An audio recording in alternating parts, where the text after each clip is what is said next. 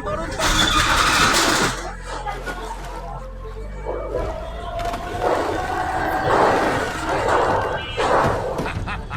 এখন নদী, খাল, বিল আমাদের বলে প্লাস্টিক আর শিল্পবর্জ্যে আমরা আরো বড় দানব হয়ে উঠব। ঠিক বলেছিস, এদেশে ভালো বর্জ্য ব্যবস্থাপনা নেই, বর্জ্যগুলো সরাসরি নদী, খাল, বিলে পড়ছে। আমি চাই এবার নির্বাচনে এমন দল ক্ষমতায় আসুক যারা নদী দখল করবে, আমাদের রিসাইকেল করবে না। তাহলে আমরা শান্তিতে মানুষের জীবন বিপন্ন করতে পারবো।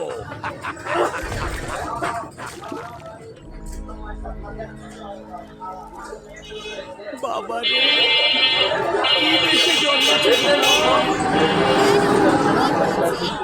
দেখতে তো পাচ্ছ, প্লাস্টিক, রাসায়নিক আর শিল্প বর্জ্যে